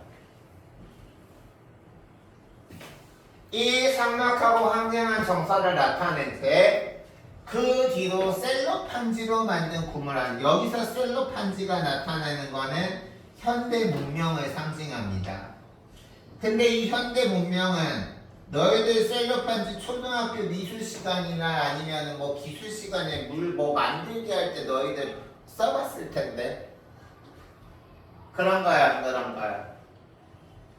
셀로판지가 뭔지 몰라요? 되게 투명하면서 연약해요. 알겠어? 그래서 여기서 셀로판지라는 거는 현대 문명을 상징하는데 불안정한 현대 문명인 거야. 그렇기 때문에 이 불안정한 현대 문명에서 나오는 도시의 분위기 역시 황량하고 쓸쓸할 수밖에 없죠. 윤주야, 나도 이름에 윤자가 들어가는데 나는 성이윤 씨인데 재미없어. 그래서 여기 보면 불안정한 현대 문명으로 만든 구름, 즉 여기까지는 다 지금 쓸쓸하고 황량한 가을의 분위기가 나타나 있어. 계절적 배경을 활용하고 있어. 여기까지가 선경이면서 가을이라는 쓸쓸한 계절적 분위기를 활용하고 있다. 꼭꼭꼭 맥락 알아두셔야죠.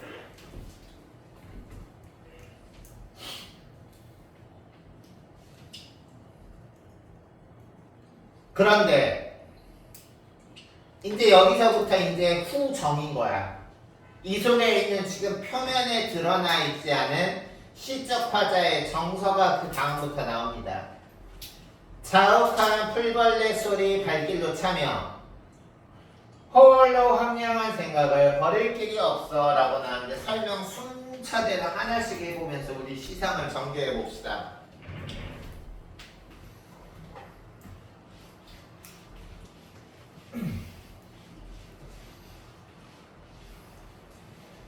일단 여기 보시면 여기서부터 이제 후정인데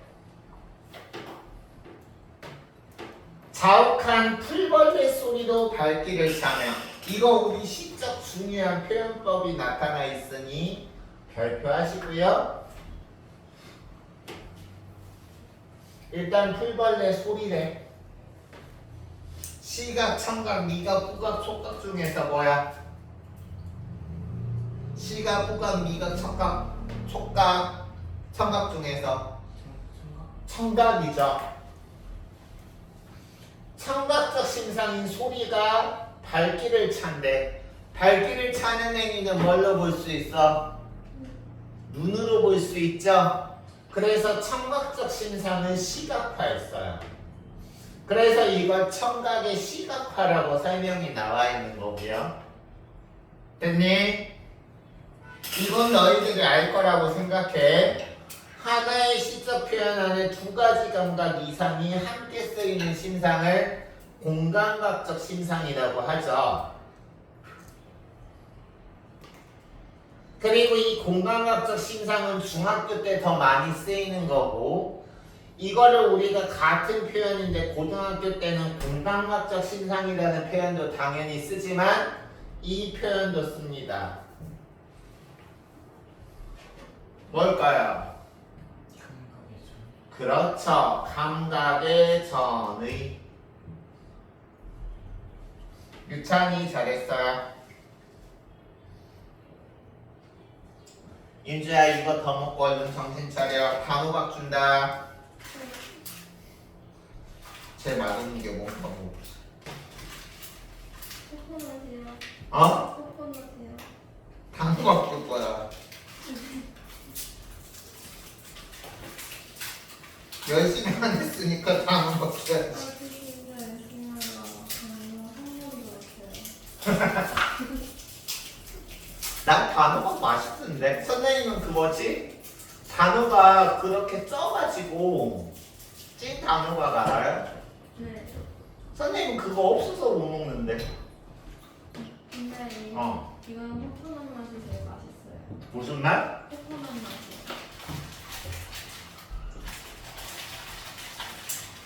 이건 뭐니? 타로향 있고 딸기 있고 선생님이 챙길 거에는 이제 코코넛이 안 보인다. 단호박, 딸기, 타로 메론이요. 코코넛 하나 있다. 아, 두 개 있다. 그거 맛있어요. 윤주야 받아. 또 코코넛 먹고 싶은 친구. 감사합니다. 딸기맛. 민영이는 네. 아무거나 사과향 줄까? 딸기 줄까? 네. 감사합니다. 유찬이는 아이고 잘못 던졌다. 졸리죠? 너희들 보통 국영수 다니나? 과학도 다니는 친구 있나? 다녀? 그럼 학원을 4개를 다녀? 와우. 맞춰보세요. 선생님은 학창시절에 학원 다닐게요? 안 다닐게요? 안 다녔을 것 같아요. 어떻게 알았어요? 그냥 그런 거 여쭤보시는 거. 선생님은 안 다녔고요. 선생님 친구들은 다 다녔어요. 선생님 때는 학원이 10시까지 제한이 없어서 새벽에 마음대로 할 수 있었어. 대신 강제야자를 해야 됐어요.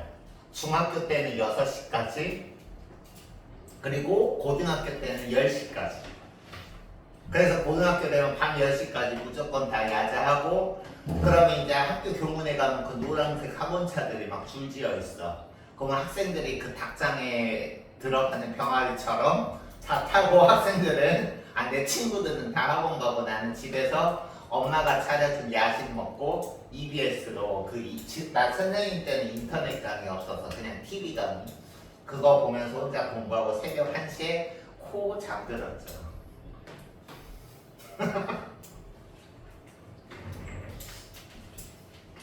선생님 몇 살 같아? 10살. 아니 사회적 립서비스 말고 액면가 그대로 나 노안으로 봐도 괜찮아. 33살 아니 44살. 아까 담배를 23년 동안 피셨다고 했는데. 아니 그냥 그거 빼고 그런 거 논리적인 계산 말고 그냥 얼굴 액면가. 45년?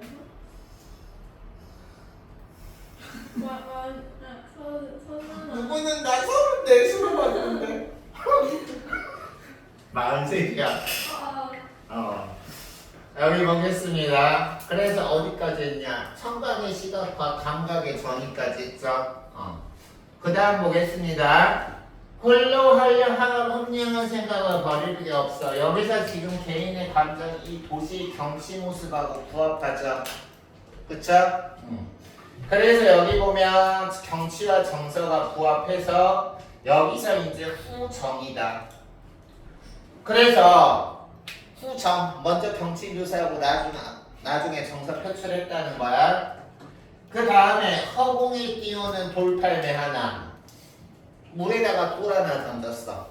여기서는 물에 돌 하나 던진 게 그냥 던진 게 아니라 이런 부정적인 감정에서 벗어나기 위한 화자의 노력인 거죠. 하지만 그렇게 벗어나려고 한 돌을 던진 돌 하나가 기울어진 풍경의 장막 저쪽에 고독을 벗어나려고 던진 돌이 또 고독의 반응을 듣고 잠기어간다. 하강의 이미지죠. 그래서 이 화자는 고독한 상황에서 벗어날 방법이 없는 거야. 그래서 우리가 이거 같은 경우는 너희들 찰리 채플린 아나요? 그럼 혹시 너희들 지금까지 경험한 것 중에서 찰리 채플린이 막 시계 태엽 같은 데서 끼어가지고 그런 그림 본 적 있나? 있어요? 그게 바로 어떤 공장의 그런 획일화된 현대화의 그런 어떤 기계화된 곳에서 인간의 어떤 자유를 상실한 채, 인간의 인간성을 상실한 채 쓸쓸하고 이런 어떤 고독한 부품화되어가는 모습을 풍자한 그림이야. 알겠어? 민영이는 그걸 봤으니까 그거하고 좀 연결시키면 좋을 것 같아. 그렇게 획일화된 곳에서 쓸쓸하고 황량한 감정을 가진 개인이 도시 속에서 그 감정을 벗어날 수가 없는 거죠. 알겠어요? 찰리 채플린 모던 타임즈 쳐보면은 인터넷에 보면 그런 그림 하나쯤 볼 수 있을 거예요. 찰리 채플린 모던 타임즈 치면. 알겠어요? 그래서 이 작품 같은 경우는 아까 말한 것처럼 경치와 정서가 절묘한 매치를 이루고 있는 작품이라고 보면 될 것이다. 알겠습니까? 그러면 잠깐 시간 드릴 테니까 22쪽 옆에 해보십시오 지금. 그리고 나서 아마존 수족관 하죠. 그리고 나서 아마존 수족관 마치면 잠시 쉬죠.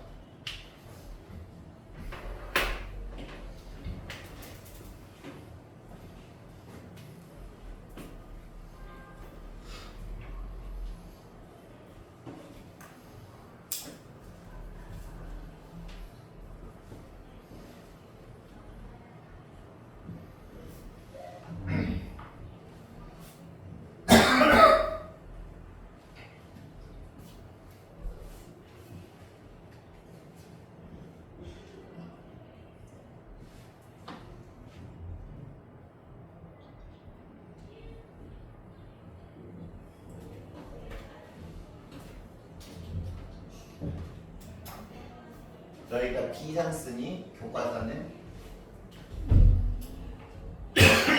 미래 알겠어.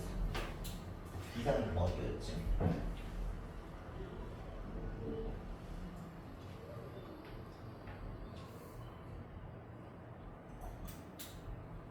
그럼 학교에서 허생전 배웠어요? 2단원 아 2단원부터 나가?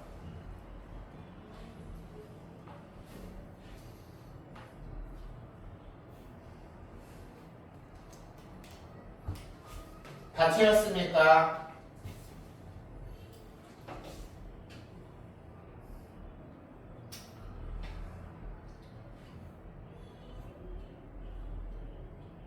다 한 거 같은데?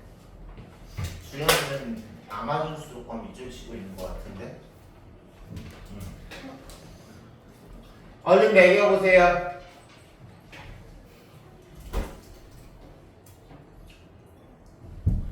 말을 해, 말. 네.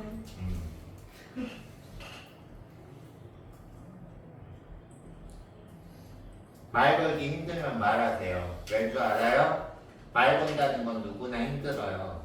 어떻게 말을 걸어?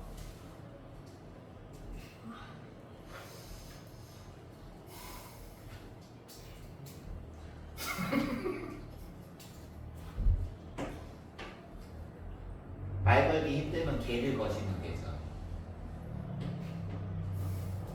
말은 무겁잖아. 그냥 얼른 채워서 매기세요. 생각하지 마세요, 있잖아. 얼른 하세요.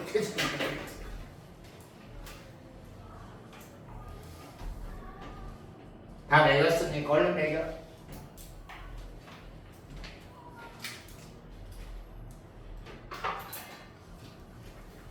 그리고 선생님이 채점 매기면서 들어. 선생님이 지금 입에 껌을 오물오물 하고 있는데 선생님이 예의 없는 선생님이어서 껌을 오물오물 하는 게 아니라 지금 선생님이 이번에는 무슨 일이 있어도 금연에 성공하겠다는 이제 이거 금연껌이야. 이번에는 무슨 일이 있어도 끝낼 거야. 다 매겼습니까? 됐어요? 다음 봅시다. 아마존 수족관. 우리가 이 아마존 수족관 역시 가하고 나작품은 공통점이 있어요. 그리고 이제 너희들이 고등학교에서 실제 모의고사를 보면 이렇게 시 같은 경우는 짧으니까 한 작품만 나오는 게 아니라 두세 지문이 같이 복합 지문으로 나오는데 한 지문 안에 시가 두세 작품이 함께 나온다는 거는 반드시 그 작품 간에 공통점이 있기 때문이야. 우리가 김광현의 추리사전과 여기서 지금 최승호의 아마존 수족관은 공통적으로 현대 문명의 현대 문명이나 현대 도시의 어두운 면을 부각하고 있다는 공통점이 있습니다. 알겠어요? 이다 현대 문명이나 현대 도시가 꼭 안 좋은 면만 있는 건 아니죠. 좋은 것도 많죠. 그래 안 그래? 항상 우리가 모든 사람이나 모든 대상이나 모든 현상에는 양면성이 있어요. 좋은 점이 있으면 나쁜 점도 있어요. 우리 인간도 그렇잖아. 그래 안 그래? 그치? 선생님도 마찬가지야. 선생님이 가지고 있는 장점도 많지만 반대로 단점도 많아. 근데 너희들이 나의 어떤 면을 먼저 보느냐에 따라서 어떤 친구들은 나에 대해서 호감을 먼저 느낄 수도 있고 어떤 친구들은 반대로 저 선생님 뭐야? 이럴 수도 있는 거고. 알겠어요? 그래서 현대 문명에 대한 부정적인 면을 부각하고 있다는 점으로 봐야 되고요. 여기서 아마존 수족관은 우리 수족관 하면 이쁜 느낌이 되는데 여기서 수족관은 유리벽에 갇힌 부정적인 면을 생각하셔서 현대인의 자유를 억압하는 자유롭지 못한 도시 문명이라고 생각하시면 돼요. 그러면 수족관에서 갇혀있는 열대어들은 누구를 가리키겠니? 우리들을 가리키겠죠. 현대인들. 그쵸?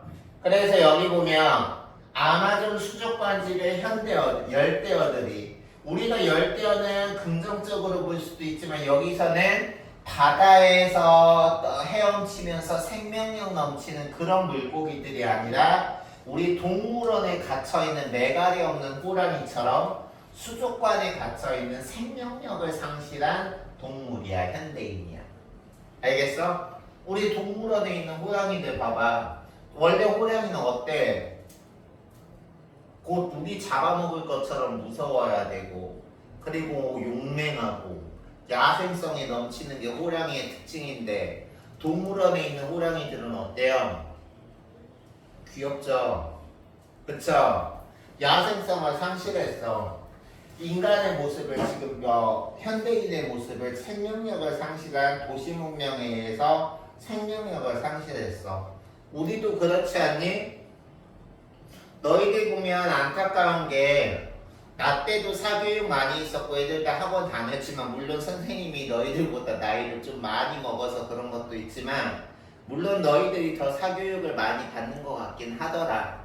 근데 선생님 어릴 때만 해도 그때는 이제 스마트폰 같은 게 없기도 해서 그럴 것 같지만 나 때는 특히 많이 나가 놀았어. 쉬는 시간 되면 너희들 다 휴대폰 하고 있잖아. 근데 나 때는 남자애들과 나도 그랬고 틈만 나면 나가서 축구하고 농구하고 그랬어. 근데 요즘은 어때? 대부분 휴대폰 하잖아. 그리고 너무 학원 많고 수행평가 학원 숙제 막 이런 거 많으니까 피곤하니까 엎어져서 자잖아. 그렇지? 그렇게 생명력을 상실한 너희들을 비교할 수도 있고 그리고 어른들도 보면은 돈 버느라고 녹초가 돼가지고 버스 지하철에서 자기 바쁘죠. 그런 생명력을 상실한 현대인이라고 보시면 돼요. 알겠어요? 그다음 유리벽 도시 문명의 억압에 끼어서 헤어치는 여름밤이래. 여기서는 지금 보면 뭐뭐하는 여름밤, 뭐뭐하는 여름밤, 뭐뭐하는 여름밤 해서 유사한 문장 구조가 반복되고 있죠.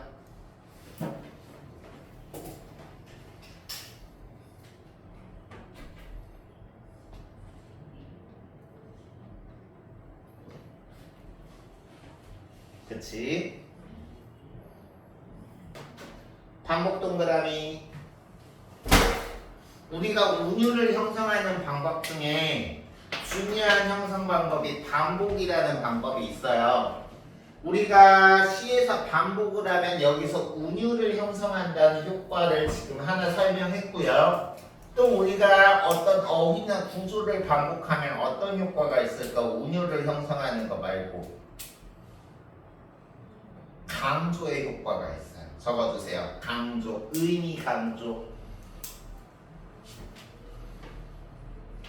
그러면 여기서는 지금 보면 이렇게 자유를 억압하는 현대 문명에 갇혀있는 매가리를 상실한 현대인의 의미를 강조하는 게 여름밤이야. 이 여름밤은 막 썸머 나이트처럼 해수욕장에 활기로운 여름밤이 아니라 생명력을 상실한 억압이 이루어지는 여름밤이죠. 됐어요? 새 검정길 장어구이집 창문에서 연기가 나고 아스팔트 길에서 고무 탄내가 난다. 여기 봅시다. 어디 어디에서 어디 어디에서 뭐뭐가 나고 난다. 유사한 위치에 비슷한 문장, 유사한 위치에 비슷한 어휘가 지금 배열되어 있죠. 이런 걸 무슨 법이라 그래? 대꾸법이라 그래. 그래서 여기 보면 어디 어디에서 뭐뭐가 난다 해서 유사한 문장 구조에 비슷한 어휘를 반복함으로써 대꾸법으로 운율을 형성하고 있다. 다음 열난 기계들이 길을 걸으면서 여기서 열난 기계들은 자동차야. 현대 문명을 상징하는 대표적인 물건 중에 하나가 자동차죠. 그래서 자동차가 길을 끝난다는 건 여기 화성 보면 특히 그렇더라. 선생님이 다른 데서도 못 느꼈는데 여기서는 동탄에서 왜 그렇게 차 좀 좋은 사람, 좋은 차 몰고 다니는 사람은 차에서 굉음을 내고 다녀? 너희들 들어본 적 있나요? 난 맨 처음에 배달 라이더들인 줄 알았어. 근데 배달 라이더들이 아니더라고. 그래서 여기 보면 자동차들이 질주하는 여름밤, 부정적인 현대 문명이 지배하고 있는 거야.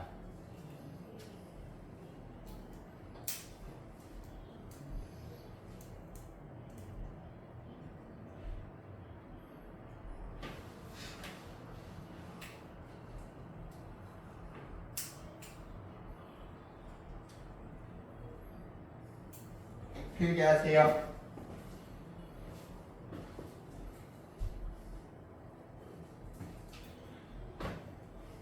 그래서 상품들은 덩굴져 자라나며 종이꽃을 피우고 있고 상품이 종이꽃, 철근은 밀림, 간판은 열배지만 다시 말해서 여기서 상품이 종이꽃을 이루고 있고 철근이 밀림을 이루고 있고 간판이 열대를 이루고 있는 건 다 부정적인 모습이에요. 종이꽃도 우리가 생화가 아니니까 화려하지만 생명력이 없고 철근이 밀림이라는 거는 건물로 가득 찬 현대 공간, 그리고 간판은 열대다. 간판으로 가득한 현대 문명의 부정적인 모습이다. 그래서 지금 1년부터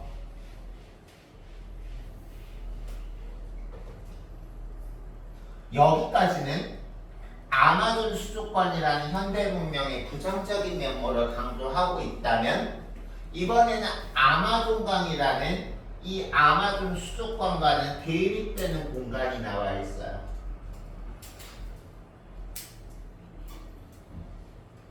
아마존 수족관이 현대인을 억압하는 인위적인 공간이라면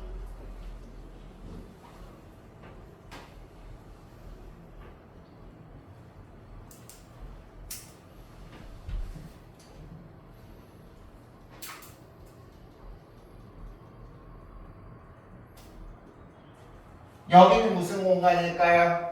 강이래, 자연이래. 아이고. 그래서 여기서 같은 경우는 도시와 대비되는 원시의 공간, 즉 원초적 생명력이 강한 공간으로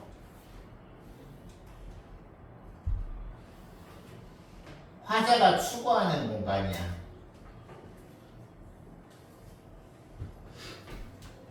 그래서 아마존 강은 여기서 아득히 멀어. 열대어들은 수족관 속에서 목마르다. 열대어들은, 즉 현대인들은, 자유를 억압당한 현대인들은 현대 문명 속에서 항상 뭔가 갈증을 느끼는 거야. 뭔가를 욕망하는 거야. 됐어요? 여기서 질문. 수족관에 갇혀있는 열대인들이 목말라하고 갈증을 느끼고 욕망하는 거는 현대에 있는 현대 문명에 있는 물질적인 것을 욕망하는 걸까? 현대인들에게 부족한 정신적인 가치를 갈망하는 걸까? 여기서 지금 열대어들이 목말라하는 거, 현대인들이 목말라하는 거. 그렇죠. 정신적인 가치관에 대해서 지금 열대어 현대인들은 목말라하는 거예요.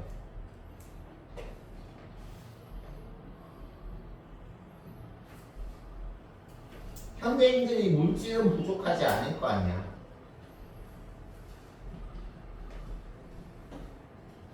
선생님 같은 경우도 여유롭게 살고 있지는 않지만 그렇다고 해서 선생님이 평균치, 요즘 2025년 대한민국 평균치에 비하면 여유롭다라고는 할 수 없지만 그렇다고 해서 내가 여유롭지 않아도 내가 물질이 부족하다? 그렇진 않겠죠. 알겠어요? 선생님이 가치 있게 여기는 거 살 돈은 있어요. 알겠어? 그래서 현대인들에게 부족한 물질이 아니라 정신적인 가치에 지금 가치에 목말라하고 있다. 다음, 변기 같은 귓바퀴의 소음. 우리가 현대 문명에는 갖가지 소음으로 가득하죠. 그래서 여기 보면 그 소음을 부정적으로 봐서 변기 같은 귓바퀴의 소음에 비교해서 현대 문명에 대한 화자의 부정적인 시각을 나타내고 있다. 그렇게 현대 문명으로 가득한 이 여름밤,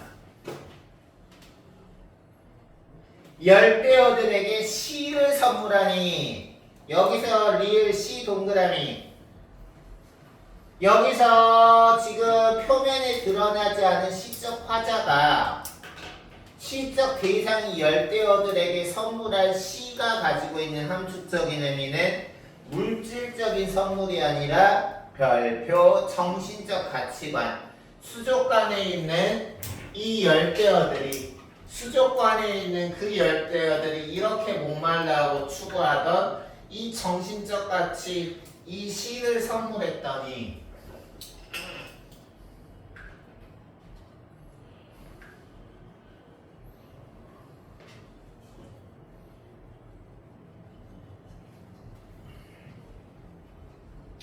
노란 달이, 여기서 노란 달은 자연의 생명력이죠. 플러스 개념이죠. 이 노란 달이 아마존 강물, 원시적인 생명력, 원초적인 생명력으로 가득한 아마존 강물의 향기롭게 출렁이고, 노란 달이라는 시각이 향기롭다라고 후각화되어 있는 거야. 얘가 그래서 여기서는 지금 보면 노란 달이 아마존 강물 속에 향기롭게 출렁이고 시각이 후각화돼서 공감각적 심상이 사용되어 있고요. 아까 이거 5글자로 뭐라고 했지? 그렇죠. 감각의 전이라고 했죠. 그래서 감각적 심상, 감각의 전이가 이루어져 있고 그 현대의 생명력과 인간성이 회복된 모습이 드러나 있으며 이것이 아마존 강변에 후리지아 꽃이 만발했다. 여기서 지금 회복된 생명력과 인간성이 만발한 후리지아 꽃으로, 여기서 원시적 이미지라는 거는 낙후됐다라는 부정적인 이미지가 아니라 생명력이 가득한 긍정적인 이미지로 쓰인 원시적 이미지를 회복한 것이다. 긍정적 이미지야. 여기서 원시적이라는 건 쟤 너무 원시적이야. 우리가 보통 부정적으로 쓰는데 여기서 원시적 이미지 할 때 원시적은 긍정적 이미지인 거예요. 됐어요? 오케이? 그래요. 그래서 우리 여기까지 문학 설명했고요. 우리 이제 9페이지 여기 9페이지 된다. 23페이지 빈칸 채우기 해보십시다. 이거 하고 답 맞추고 10분 쉬자.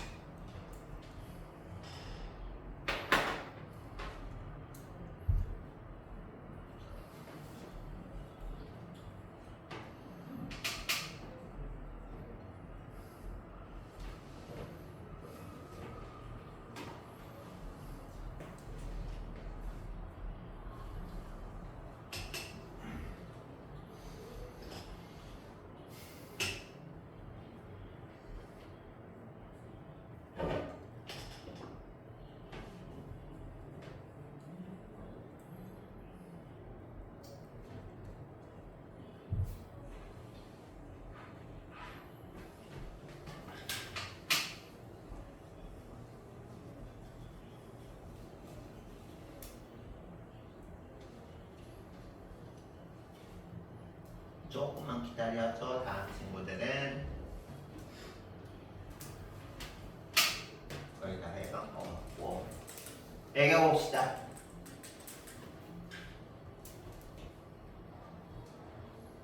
자기가 한 거랑 비교해서 틀린 부분이 있으면 표시하고